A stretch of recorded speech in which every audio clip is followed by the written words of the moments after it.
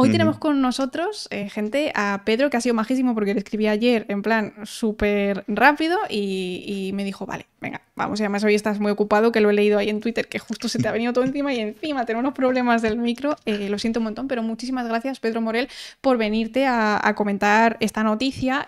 Mira, si quieres cuéntanos tu especialidad. He puesto que eres experto en genética de poblaciones, pero y además que sepáis que Pedro vino y nos estuvo contando cosas muy interesantes en enero, que tenemos un podcast y está guardado aquí en Twitch su entrevista y nos contó cosas geniales de su trabajo, pero si quieres hacer así una presentación rapidita mientras yo abro la noticia y la comentamos.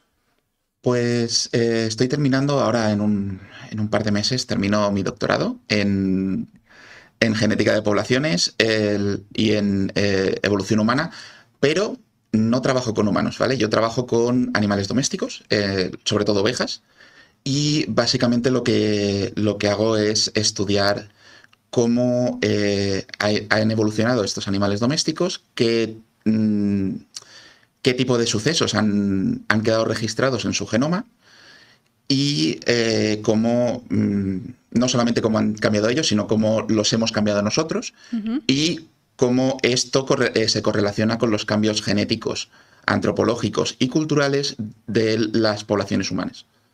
Qué Entonces ahí hay un interesante. poco... Me preguntaban antes de si soy antropólogo o no, pero hay un...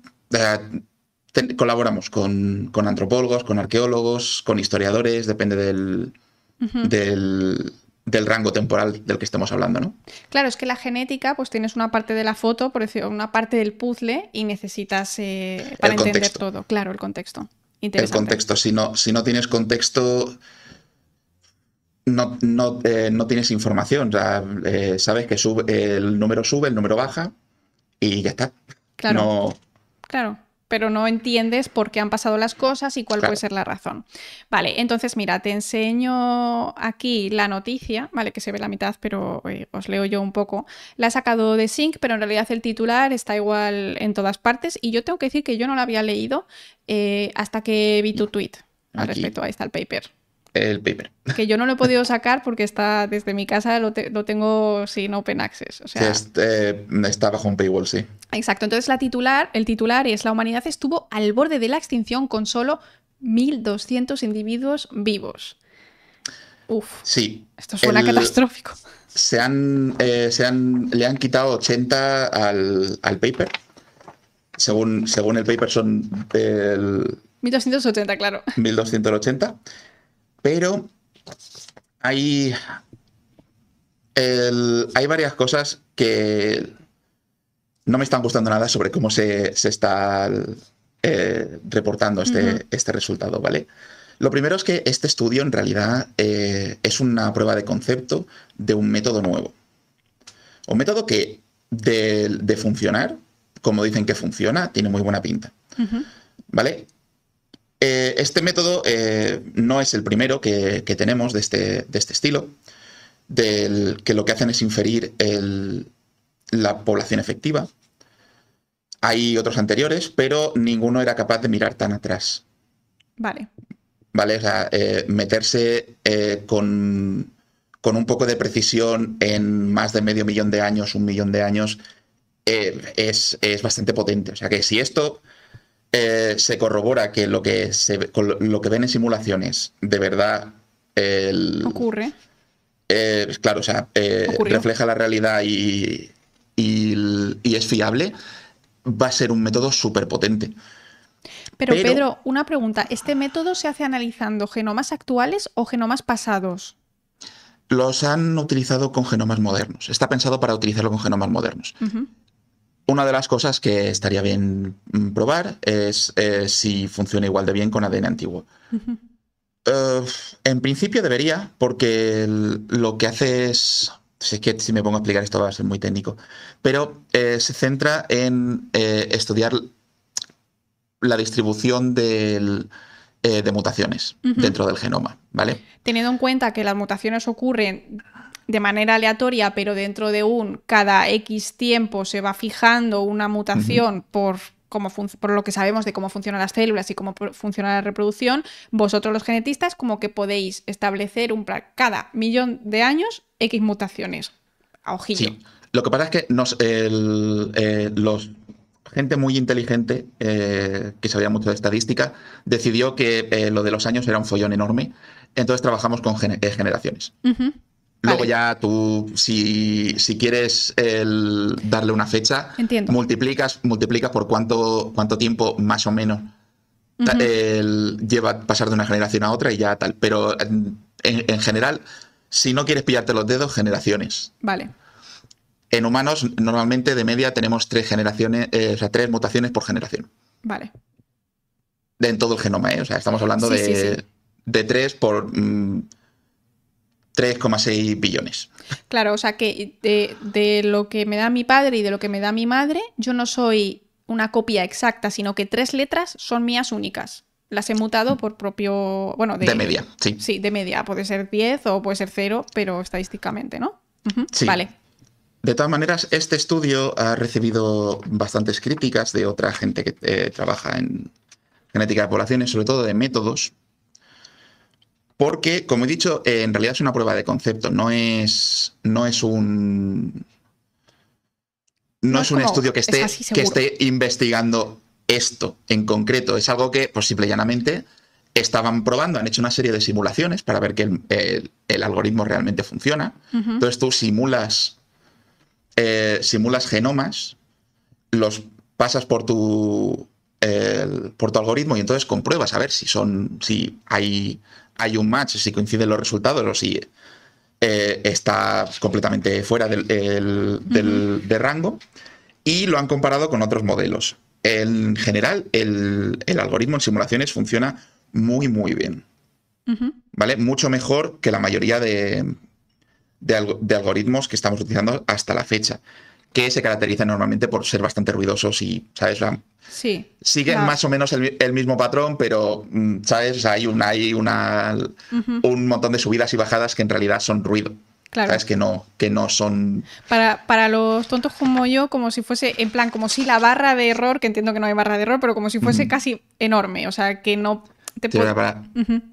para que veáis la pinta que tiene los resultados. ¿Vale? La línea roja, que está casi, casi siguiendo la negra, es Ujú.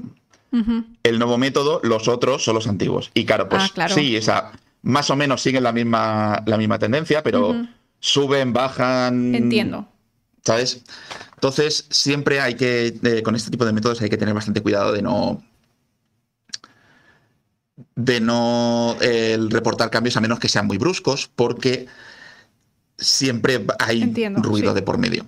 Ujú. Entonces, si esto funciona así de bien, va a cambiar bastante el aspecto de muchos estudios.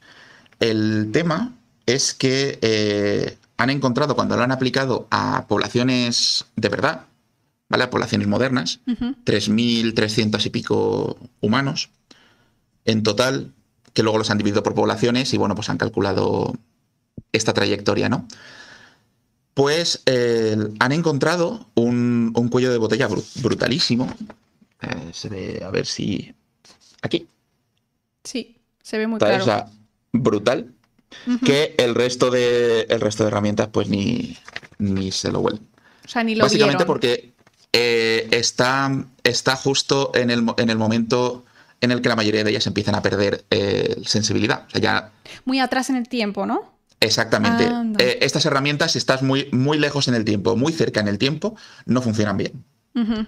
Porque hay otras señales que hacen que no sea capaz Ujú. de predecir. Entonces, por lo visto, esta herramienta para esto funciona muy bien, en comparación. ¿Qué es lo que pasa? Que solamente este análisis no te sirve para decir esto. Lo que pasa es que es un análisis muy sorprendente y han decidido pues ponerlo en plan en el título. Ujú.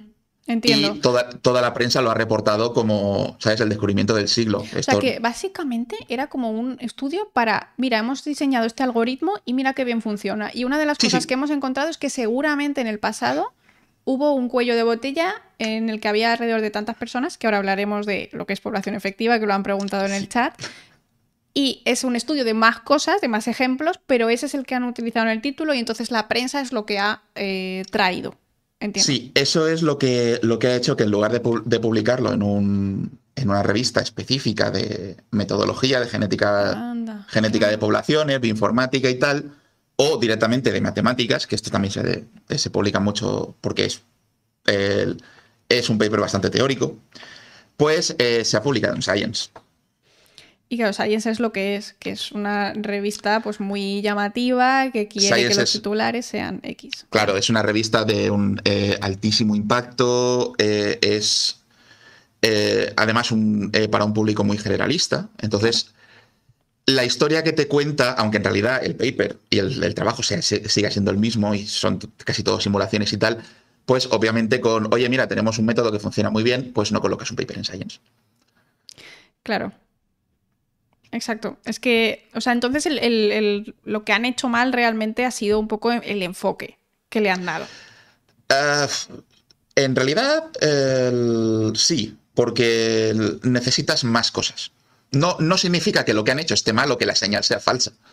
Lo que pasa es que estás poniendo frente a la galería un método que es completamente nuevo, que necesita todavía rodaje para asegurarnos de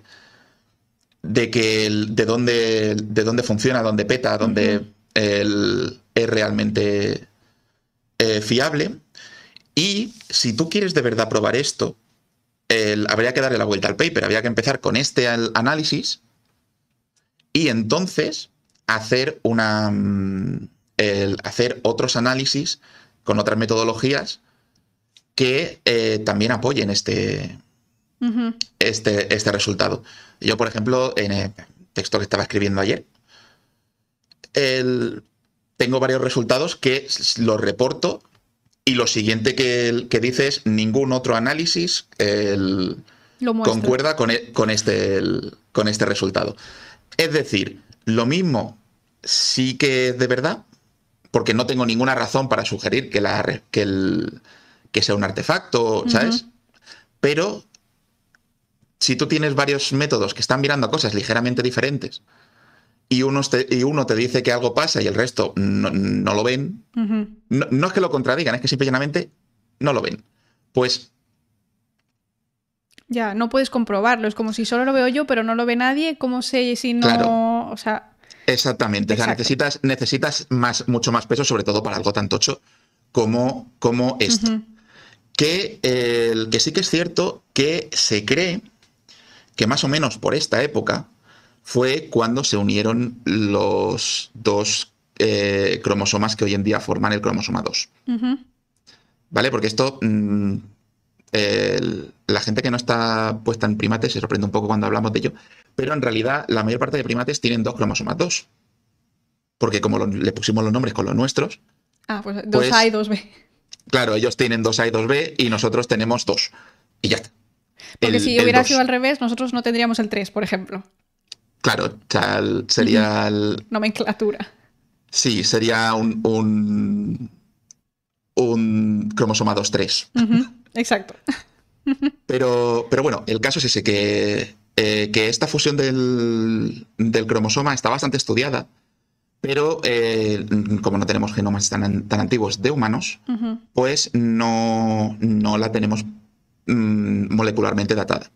¿Vale? O sea que sabemos que los anteriores tenían 2 cromosomas y luego esto sabemos que después de repente solo había uno y pensamos, vale, pues si había 2 y ahora hay uno, pues se han fusionado, porque... Sí, además tenemos localizados los puntos de fusión, concuerdan tenemos telómeros en medio del cromosoma 2. Amigo. Lo cual canta mucho. Las pistas. Sí, entonces evidencias de que esto es una fusión hay bastantes. ¿Cuándo pasó? Es el tema. Se cree que más o menos en torno a 1 millón de años. Entonces, ver esto teniendo en cuenta la incertidumbre con la datación y tal, no está fuera del rango. ¿Vale? Podría ser que estuviese relacionado. ¿Qué es lo que se ha hecho? Y el problema no es tanto lo que ha hecho con el paper que sí ha sido muy controvertido, sobre todo la gente de métodos, porque no les ha gustado nada la forma en la que lo han reportado y cómo se han centrado en este resultado específico, pero el problema es más bien cómo se ha reportado. ¿Por qué? Porque se ha reportado, lo primero, que ese número son 1280 o 1200 en este caso de esta. Se nos han perdido 80 por ahí. Estarán de parranda. Pues estos individuos se han reportado como individuos de verdad, lo cual no son. De la misma forma, he visto en varias noticias que se ha establecido, o sea, mencionado este cuello de botella como la causa de la fusión del cromosoma. ¿Cómo que la causa? Pues básicamente que fue el cuello de botella el que provocó la fusión del cromosoma y no al revés. Pero eso es un poco raro, o sea, es un poco raro de pensarlo, en plan, podría hacerlo, pero no sé, o sea, realmente no veo yo la conexión en esa dirección, la veo en la contraria. A ver, esto viene simple y llanamente a que tendemos muchísimo a pensar de forma teleológica con la evolución, a pensar que evolucionamos para algo. Claro, ¿Sabes? Que los eventos evolutivos suceden por una razón. Esto no es así. O sea, el genoma en general y las mutaciones en particular suceden. Y ya está. No tienen más, claro. más profundidad, ni objetivo, ni plan a largo plazo. Claro, si va bien, se fijan, y si no, no. Claro. Lo que sí que puede haber pasado, ¿vale? Y es cierto que es posible que haya una relación entre este cuello de botella y una fusión de un cromosoma, es que, sobre todo cuando tenemos problemas, incompatibilidades cromosómicas, como el caso de tener dos cromosomas y un cromosoma solo, es que hubiese una selección muy fuerte en contra de los híbridos. Claro. Porque si tú tienes, para el cromosoma 2, tienes un cromosoma muy grande y dos cromosomas sueltos, intentar recombinar eso es un follón. Entonces la reproducción es muy complicada. Entonces, es muy posible que, en el caso de que, asumiendo que la fusión pasase en este rango temporal y que esta señal esté capturando eso, es bastante más posible que en realidad lo que esté detectando es una población del humanos con el cromosoma A y el B. Y de repente todos nuestros ancestros colapsan en un solo linaje que es el que se fusionó. Claro. O sea, había más gente, pero no llegaron finalmente a ser nosotros, sino que se fueron diluyendo en el tiempo y en el espacio. Ese es otro tema. Ese es otro tema de que había más gente. Porque todo el programa trabaja con lo que en biología llamamos la verdad es que lo de traducirlo es complicado. Mira, ¿es el FIT-COAL Sí, FIT-COAL es el método. Lo han traducido en la noticia como proceso rápido de coalescencia en tiempo infinitesimal. O sea, no he entendido ni una palabra, solo proceso rápido. Vale, pues la parte importante aquí es la coalescencia. ¿Vale? ¿Por qué? Porque se basa en la teoría coalescente y coalescer significa simple y llanamente juntarse en el pasado. ¿Vale? Vale. Todo esto se basa en coger una mutación en diferentes muestras y mirar a ver cuándo en el tiempo hacia atrás, ¿vale? Hacia el pasado, cuando este linaje se junta. Es decir, tú tienes una mutación, si solamente tenéis una mutación de diferencia, pues se juntará muy pronto. Si tienes muchas mutaciones, pues, ¿sabes? Te juntarás más tarde en el tiempo. Porque esas mutaciones necesitan acumularse por deriva genética en la población. Entonces, con eso creamos lo que se llama un árbol coalescente, que es parecido a un árbol filogenético, pero se calcula con otras matemáticas. Vale. Pero básicamente es lo mismo, es una forma de representar cómo se llega al ancestro común. Vale.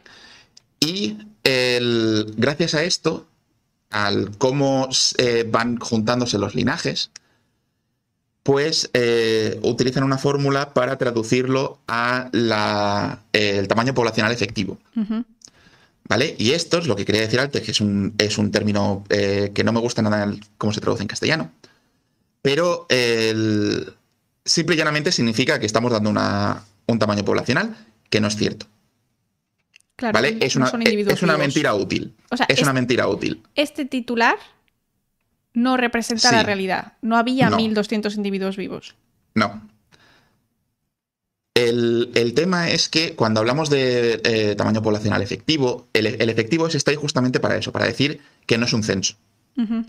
¿Vale? Esto se utiliza muchísimo en ecología y de hecho la definición que utilizan tanto en este artículo como en el paper, que la verdad es que me parece bastante mal que la hayan puesto, es la principal crítica que les hago yo. Básicamente porque yo no soy de métodos, yo estoy al otro lado Ujú. del proceso, yo los uso y los interpreto y esta interpretación está mal hecha. En ecología se habla de, por ejemplo, cuántos individuos reproductores existen. Ujú.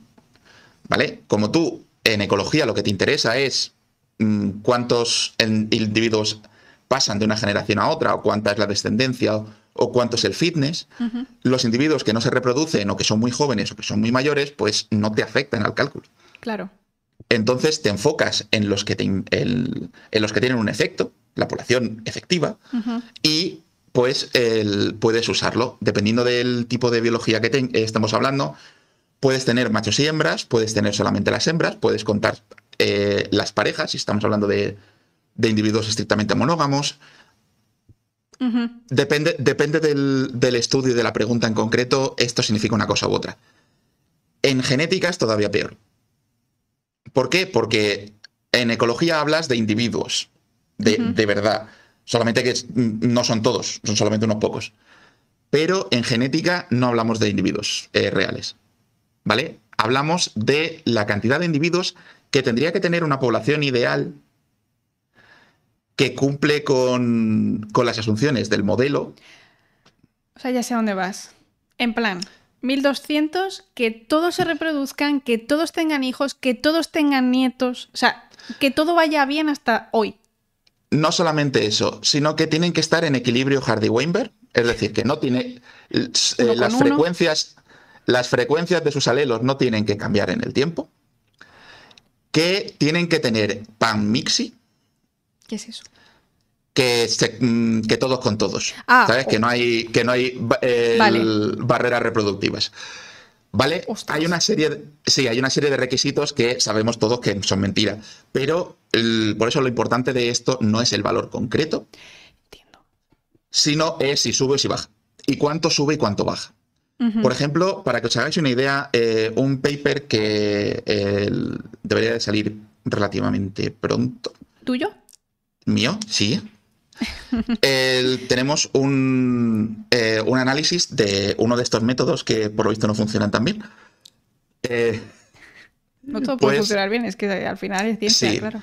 nos dicen que el tamaño de la población efectiva de una raza moderna de ovejas descendió hasta los 5 ejemplares. 5. 5 en plan, 3 hembras y 2 machos, una hembra y 4 machos. O sea, Es una de las primeras razas modernas. Se hizo en una sola granja. ¿Vale? O sea, lo hizo un señor en una granja y luego las transportaron a la otra punta del país. ostras. ¿Vale? O sea, 2 cuellos de botella en 10 generaciones igual. Wow. Claro, la variabilidad genética destrozada. Después, con el tiempo, el tamaño poblacional ha ido incrementando. Ujú.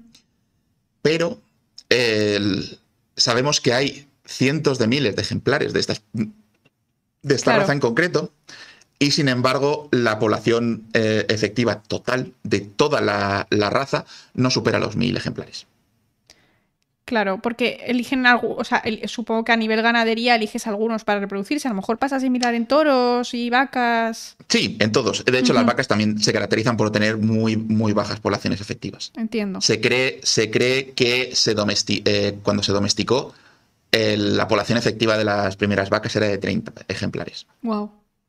No significa que fuesen 30 vacas Claro, pero físicamente, de 30 sino que, ha llegado a hoy. claro, o sea, si tú reconstruyes los linajes siguiendo el modelo estadístico hacia atrás, lo que te sale es que había 30 vacas ideales. O sea, la diversidad genética correspondiente a 30 ejemplares. Entiendo. Por decirlo así. Porque al final es lo que estamos midiendo. No estamos midiendo ejemplares reales, sino la diversidad genética correspondiente a este número de ejemplares de acuerdo con estas premisas. Entiendo. Que impone el modelo. Lo cual, obviamente, es muy importante porque es una pérdida brutal de diversidad genética. O sea, esto no significa que no sea un cuello de botella durísimo. Claro. Pero no claro, había 1.200 individuos. Exactamente. Estaban diciendo por ahí, por ejemplo, de que había menos humanos que linces hoy en día. Si te pones a mirar la población efectiva genética del lince ibérico, no te van a dar 1.500 ejemplares. Claro. Porque ya nos cuesta que se reproduzcan, claro. A ojo de buen cubero, si te da 100, yo me daría con un canto en los dientes. Exacto. Entonces sería como por lo menos 100 veces más que el número de linces que hay, que es poco. Y tampoco sabemos si estaban demasiado distribuidos, si a lo mejor estaban muy concentrados. Y teniendo en cuenta que casi todos descienden de las poblaciones de doñanas, es que tienen. Estoy convencido de que si nos ponemos a secuenciar, la población efectiva va a ser bajísima. Entiendo. Entonces, en realidad sería más bien que de todos los que había, que podían ser millones o podían ser 20.000 o los que sean, ¿no? Humanos hace 900.000 años. De todos esos, la genética que nos ha llegado hoy corresponde a 1.200. Pero no significa que estuvieran solos. A 1.200 ideales, sí. Claro. No, y aparte eso, que bueno, pues, ahí seguirían viviendo otras poblaciones que no tuvieron nada que ver. Lo que pasa es que hay un vacío en esta época. Fue una época bastante chunga. ¿Vale? Y es un periodo glacial muy frío y se cree que los humanos que había en esa época en Europa se tuvieron que retirar de todo el continente. Bueno, también decir que no eran humanos Homo sapiens. No, claro, por eso cuando hablamos de sapiens en el lenguaje común, hoy en día utilizamos ya el humano anatómicamente moderno. Claro, porque podían ¿Por qué? ser Porque, homo... antes solamente nos considerábamos humanos a nosotros, pero llegamos hace ya un tiempo que está más o menos aceptado que humano es igual a homo. Claro. Y que, bueno, pues desde Homo habilis había diferentes tipos de humanos. Claro, y estaban también entremezclados, varios convivían a la vez, luego unos cambiaban y volvían y se podían reproducir con los que quedaban por ahí. O sea, eso también era un poco pifostio. Y todavía estamos tratando de intentar resolver ese puzzle, que yo creo que no sé si algún día podremos, pero claramente la genética de poblaciones nos va a ayudar a esto porque... Bueno, sobre todo si están saliendo nuevos métodos tan fuertes como el que nos explicas. Ojalá esto sea así y funcione. Y ojalá dejen de utilizarse claims llamativos para hacer titulares que todo el mundo pues piense, no, 1.200, o sea, en mi pueblo hay más gente, ¿no? O sea, sí. Muy fuerte. Toda la especie en las fiestas de tu pueblo. Madre mía, imagínate. Bueno, pues así estaba, todo era perfecto, todos con todos. Sí. En un pueblo chiquito. Total. Bueno, Pedro, pues muchísimas gracias. No te entretengo más, que al final nos hemos, por culpa de los micros, primero uno, luego otro, nos hemos entretenido, pero muchísimas gracias por aclararnos esto, porque sin duda esto era una información que yo no tenía y al fin y al cabo, pues siempre escucharlo de expertos como tú es muchísimo mejor. Yo creo que lo voy a subir a podcast, a YouTube y demás, porque merece la pena, así que si lo pongo te aviso. Me alegro. Y nada, mucha suerte con tus cosas, que sé que tienes muchas cosas que hacer hoy, y mucho ánimo y a tope con la tesis que enseguida acabas. Ya tienes tu paper y ya está. Lo que estaba ahí más complicado ya lo tienes, así que a tope. Venga, muchísimas gracias y muchísimas gracias a todos por escuchar aquí la charla sobre la parte más teórica. Bueno, pero ha estado muy interesante, ¿eh? Se ha entendido súper bien. Hombre, todo el tema de los algoritmos que utilizan y demás, pues ya ellos que se apañen, pero nos hemos enterado más o menos cómo funciona, así que muchísimas gracias. Un besito, Pedro. Vale, hasta luego, chao. Chao.